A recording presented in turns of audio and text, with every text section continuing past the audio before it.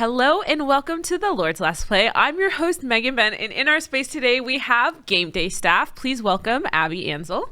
How are you today, Abby? Good. How are you? I'm good. I'm a little tired because it's that time of the semester where I'm just like, okay, only a couple weeks left, just push through. But man, after reading week, it's really hard to stay engaged, but I'm pushing through. And yourself? Tired, cold.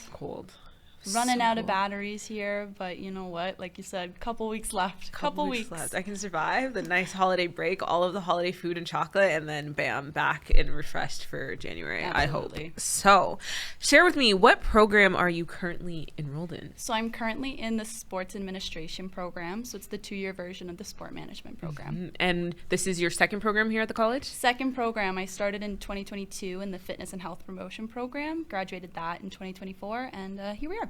So what made you take the finish health promotion and then move into sport management? Yeah, so when I was in health and fitness promotion, I was on the basketball team. Mm-hmm. So getting back in touch with my side of sports, I really wanted to pursue that in a career, and I knew Durham had one of the best programs for it, so I decided to stick around. Shameless plug, because I also graduated from that program. Do love that program.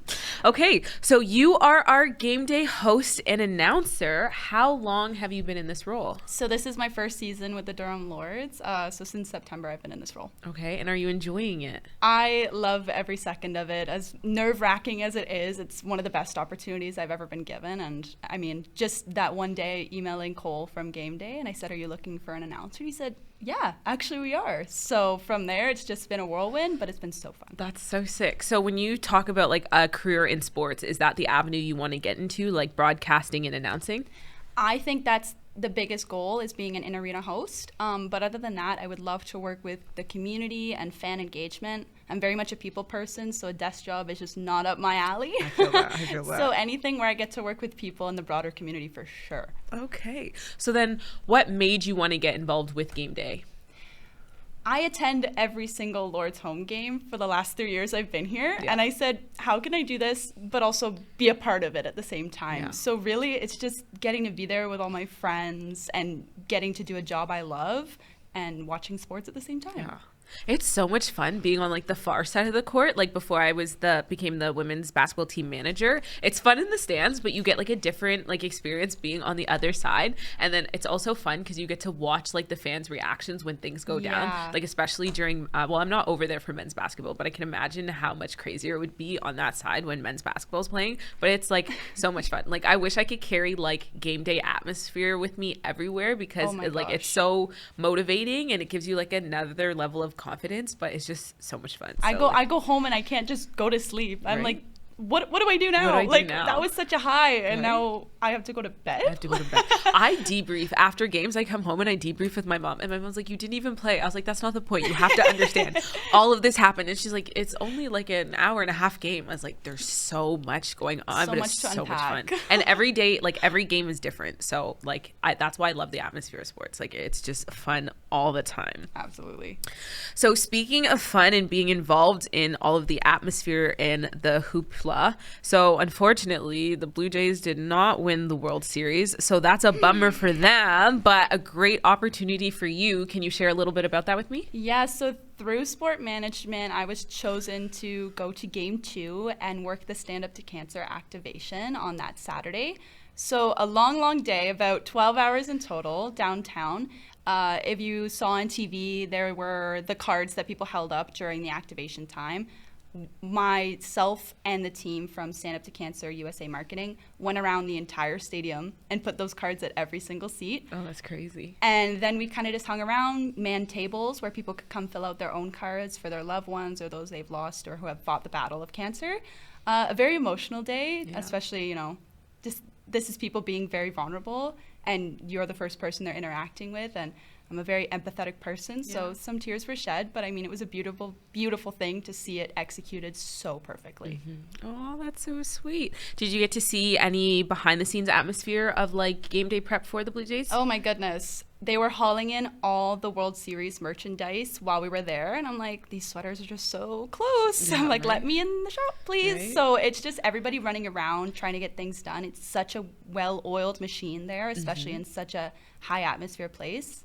And then while the game was going on, we were encouraged to stay and kind of watch the game, but we were walking around. We could see the TV cameras. I mean, we saw David Ortiz and everything. It was so crazy. Joe Bros were there, Alessia Cara, Bibi Rexa. It was just crazy. I'm like, I'm in the same room as these people. Right? Like, this would have been an opportunity I never would have imagined for myself, and I'm so thankful to Sport Management and Matt Ackler for setting it up. It was just a crazy day. I can imagine. Like when I was there, this sounds braggy, but when I was there to throw the first pitch, being behind the scenes, just watching everything, I was like, this is so cool. And like normally you don't have access to, like, I want to call it like underneath the stadium, but like I think they were playing, I want to say they were playing Houston when I threw the first pitch, but like seeing, like, I didn't realize there was like warm-up facilities all underneath the, like underneath the stadium. I was like, wow, this is like a nice building. And then they did renovations recently, which is also cool as well. So like, man, we got a nice arena. I like going in for concerts too.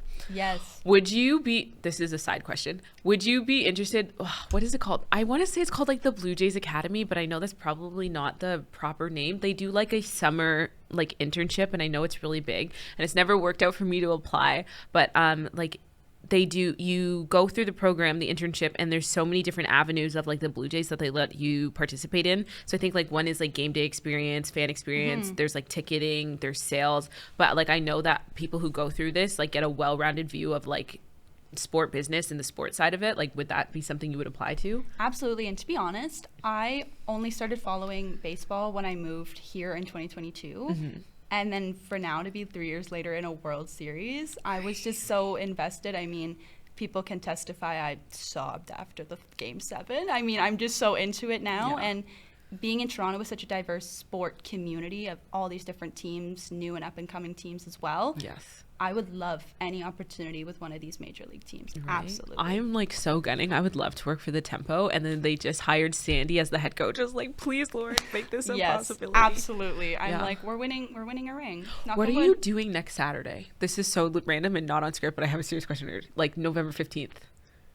I think I'm working game day. Oh, okay.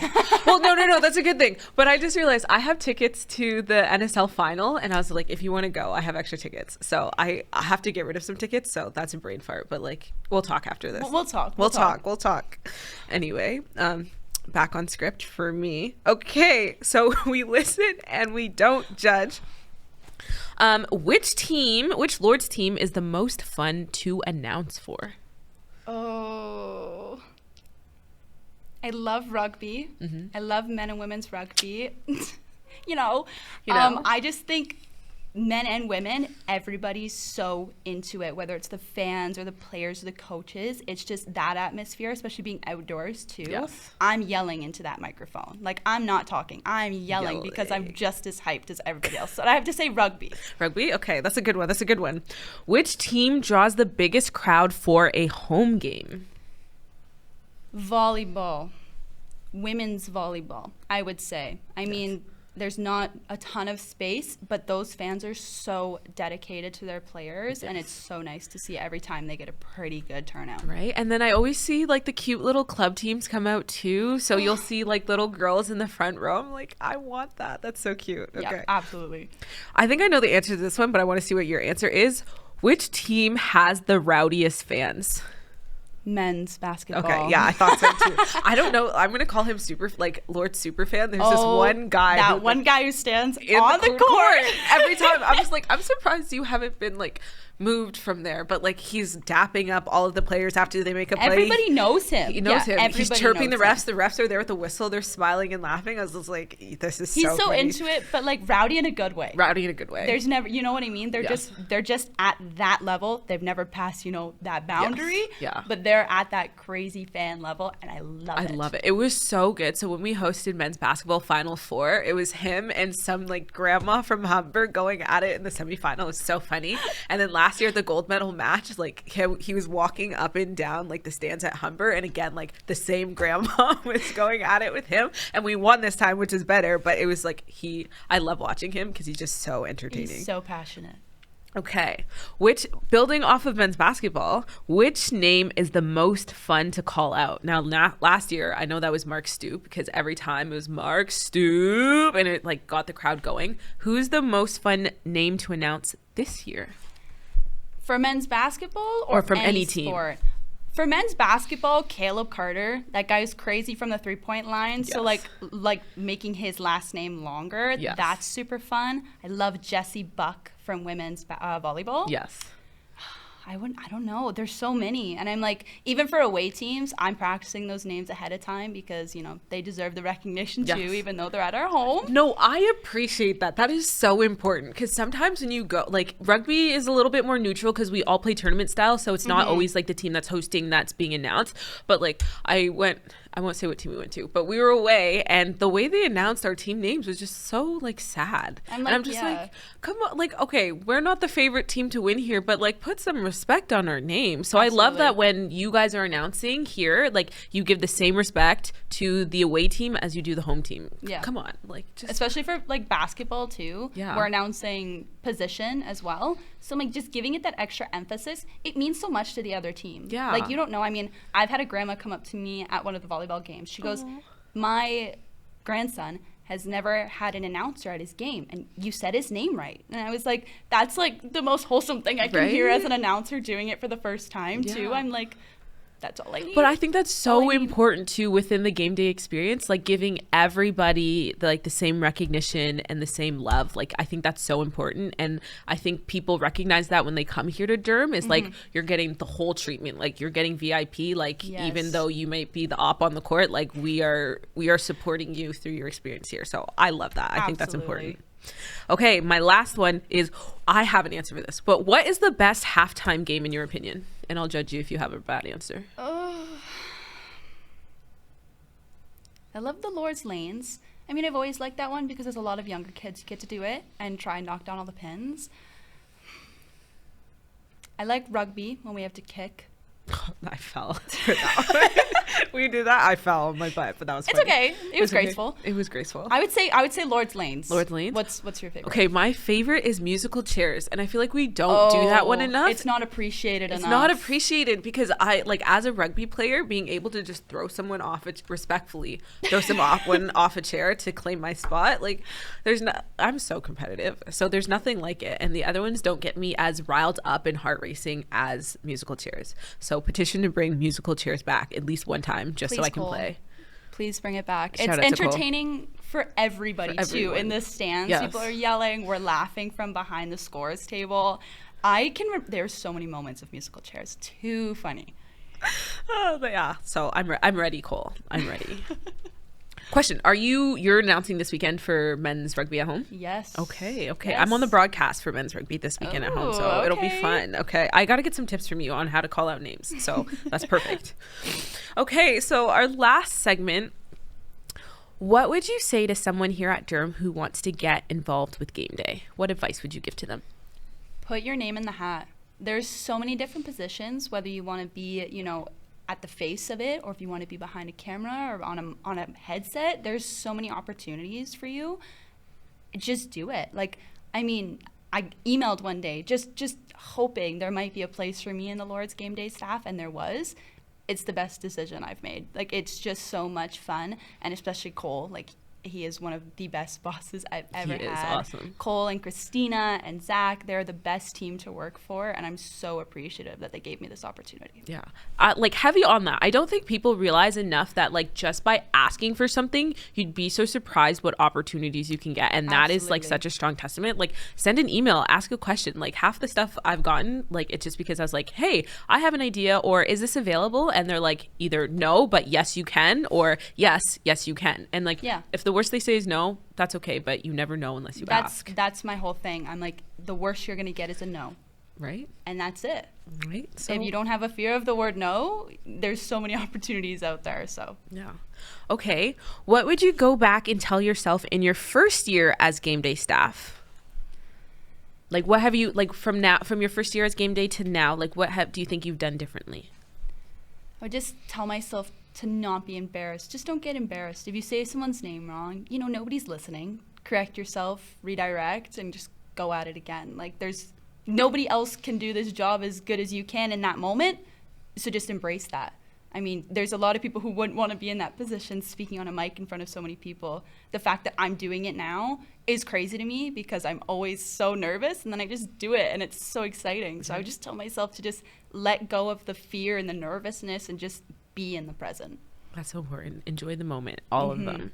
Okay, and my last question for you is, what is your favorite part about being a member of Lord's Nation? I would say the fans, just the people I'm around every day. Everybody at Durham has been so welcoming since my first year in 2022, and now being a part of Lord's Nation, not only once as an athlete, but as a fan and now an employee. Yes. It's just the well-rounded experience is just so, so amazing. Yes, I agree. I love Lord's Nation. It's my favorite part. Well, thank you for joining us today, Abby. This has been the Lord's Last Play with Game Day staff. Catch them in the CRWC when we host all of our home games.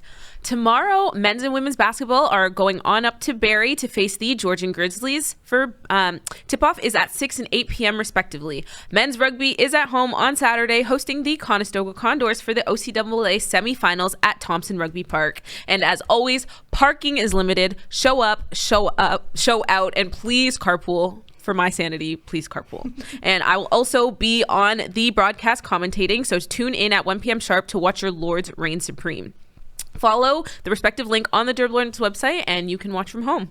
Please don't forget that you can follow the Media Hub on social media at DCSA Media Hub. You can also keep up with Game Day staff on Instagram at Durham Lords. And as always, you can catch me on the women's rugby page at DCW Rugby. Thank you so much for watching, and I hope you have a great rest of your day. Bye.